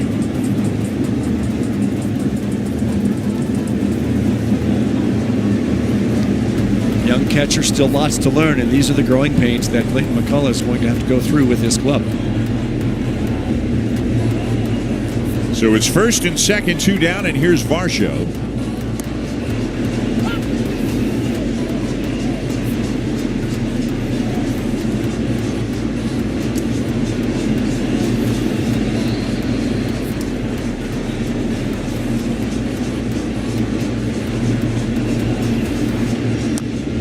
And another one back towards the mound. This one more clear cut. Phillips will make the play. And Varsho and the Blue Jays are retired, but they do add a run.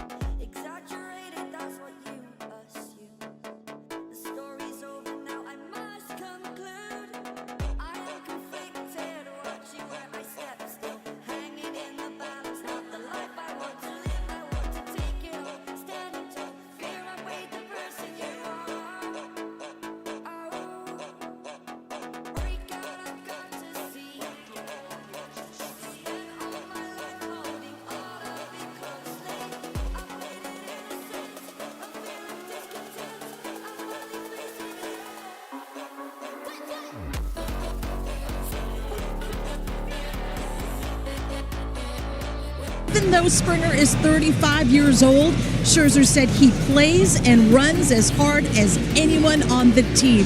Truly impressive, guys. An impressive season, to say the least. Joe, if I told you 6 months ago, or let's say 8 months ago before he signed, Max Scherzer and Shane Bieber would be Blue Jays this year, what would you have said? I would have said, hell yeah. I think any Blue Jay would have said that. Absolutely. And that's going along with what the Blue Jays had to. And you're starting out with Barrios and Bassett and Gausman what Eric Lauer has done too, but those two names and their resumes in Blue Jays uniforms, they're pretty special. Of everything the Blue Jays did or didn't do in the offseason, the signing of Scherzer is the one that, I don't know about you, surprised me the most. Did not see that coming. Kind of came out of nowhere, didn't it? And then the Bieber one, I think you have to consider a surprise as well, given the fact that he was coming back from Tommy John and hadn't yet made it back to the major leagues. But you never know where a season is going to take you. And given what the Blue Jays are hoping to accomplish, it makes all the sense in the world that Ross Atkins and company went out and said, hey, looking for another top-end starting pitcher, and make no mistake, as we talked about last night, Pete Walker and friends, they are looking at Shane Bieber. It's just one start in, but they are looking for Shane Bieber not to raise the floor, but to raise the ceiling in this rotation, and assuming they get to the postseason, to be a front-end starter for this team. Absolutely. What a good indication that was in his first time back, and there'll be several more starts for him to continue to build toward that goal of pitching in October in a Blue Jays uniform. Doesn't it seem like every day when we walk into the clubhouse, like he's been on the team all year and he fits like a glove? I just don't looking think at the conversation. It doesn't take people long when they get here. It's a combination of the environment, the culture that's been created, the guys in that room, and now he is one of them.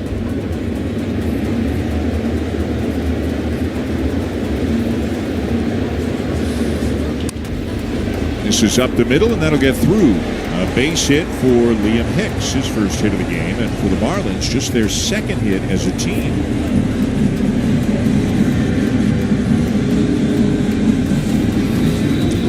September the 14th, bring the whole family to Rogers Center for the final junior.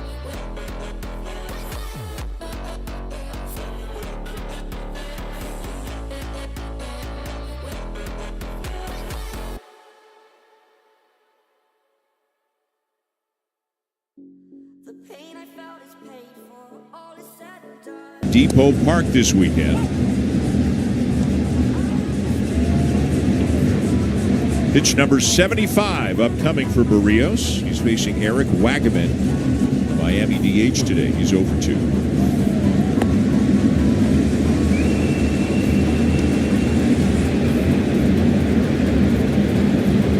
Every out he can get is good on a couple of levels. There's no off day Monday.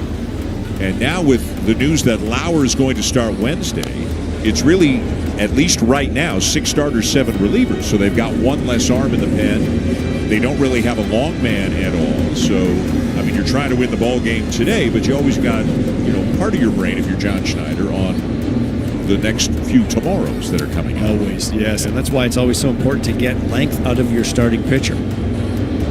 Don't require too much out of your bullpen. Jose doing a heck of a job of that today. Just missed. Boy, that was a really good pitch. And there was just a little bit of movement back towards the outside corner, but not quite enough.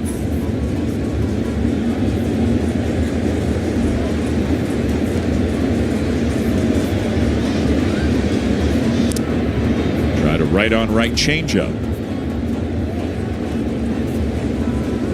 The news on Jansen Junk is somewhat generic. Right arm discomfort. Hopefully nothing serious for him. Louis Varland is just now finding his cap and starting to get loose lightly in the bullpen at the moment.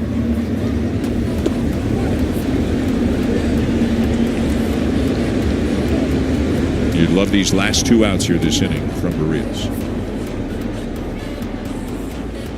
Be good for him too. Just confidence-wise, get back on track. Feel good about this start going into your next one.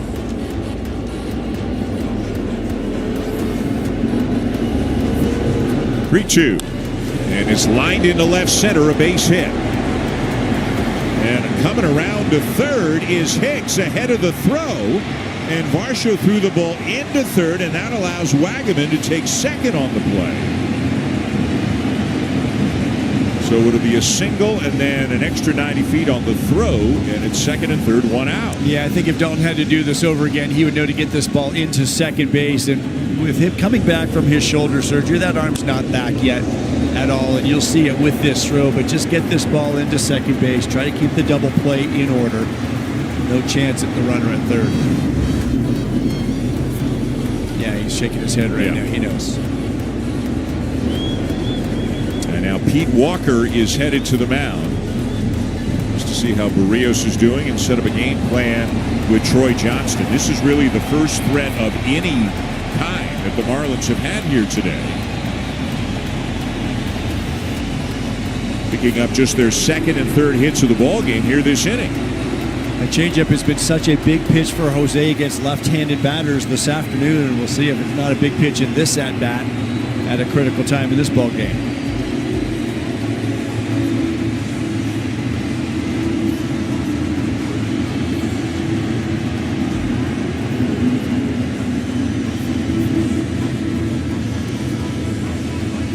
Also buys a little bit more time. Louis Varland is getting more serious out of the bullpen. Second and third, one out. Infield is back with the exception of Clement, who's maybe a couple of steps. Now he's backing up as well. So no matter where a ground ball could be hit, they'll give up a run to get it out, which makes sense given the score.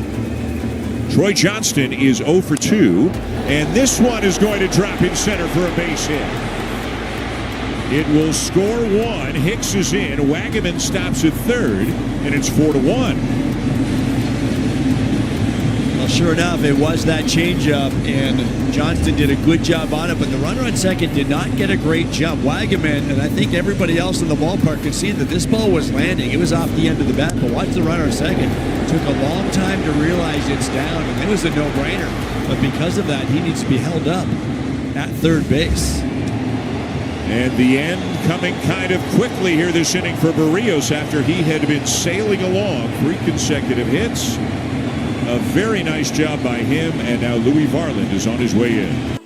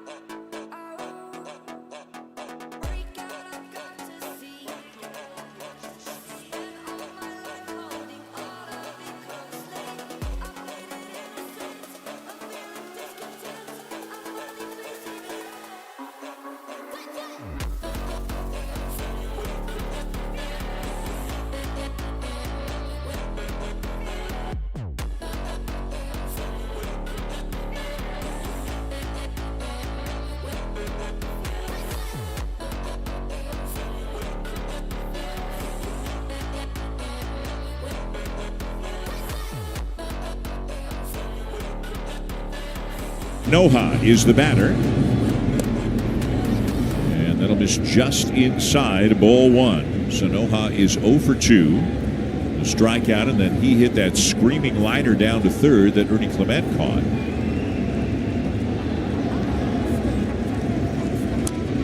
Bouncer foul, 1-1. As Varland starts him off with a couple of his knuckle curves. Louis can get ground balls with that pitch because of that downward spin. Catch a hitter topping that baseball into the ground.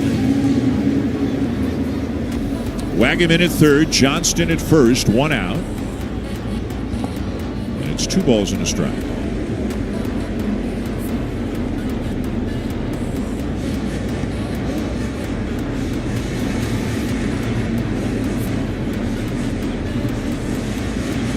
Noha does run well, but if you get a hard hit ground ball at somebody, that could be enough to end the inning.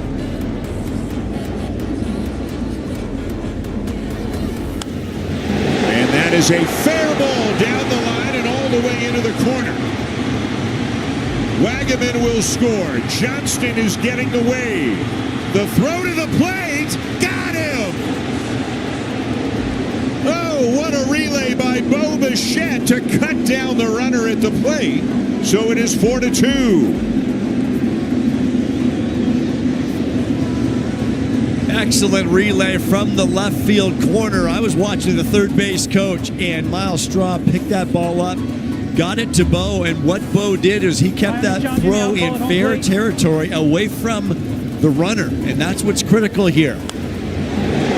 Ball gets down into that corner. Bo's going to be the first cutoff man. It's up to Straw to get him the baseball. It's the third base coach. He's waving him. But the throw for Bichette stays in fair territory. You see what the runner's doing. The runner's in fair territory trying to get in the way of the throw. Now the Marlins are challenging the call. It's the 7th inning, so you're more likely to challenge because from the 8th on, even if you're out of challenges, you can ask for a crew chief review. You can see right away Johnston felt he was safe. Call on the field is out.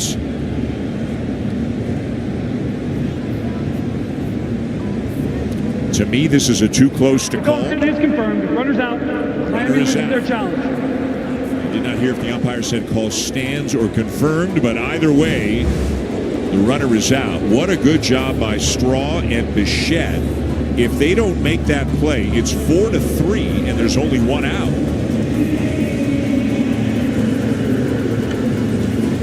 That's where defense comes up big. Nice job by Straw to get that ball quickly to your cutoff man, and what a throw by Bichette to Kirk. So runner at second, 2 down. And it's ball 1 outside to Dane Myers. He represents the tying run.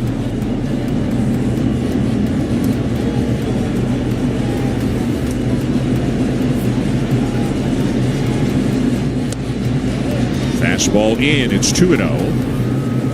And Otto Lopez has emerged in the on-deck circle, the former Blue Jay who was scratched last night with an illness and not in the starting lineup today. He is out to pinch hit if this inning continues. And Varland did not get the call on a really good pitch, and it's 3-0. Could be the hitter, could be just the change of approach, but after a bunch of breaking balls to Sonoha, straight fastballs, missing the Myers. And a 4-pitch walk.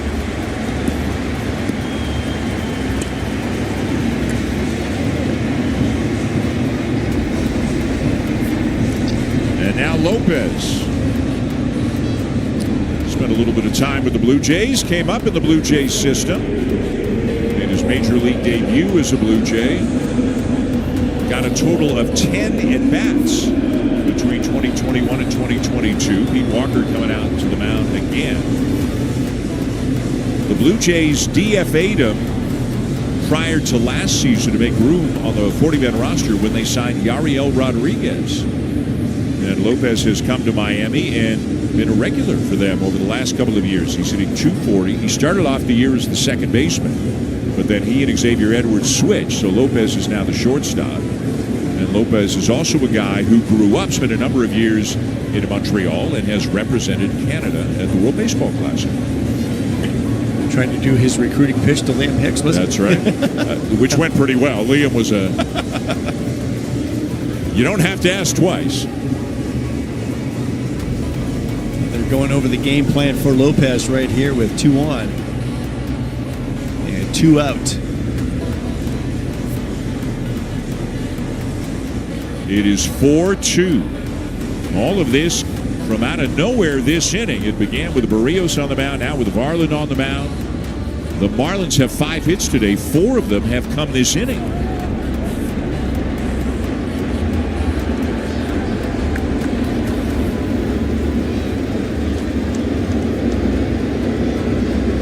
At second is Sonoha. At first is Myers. There are 2 outs.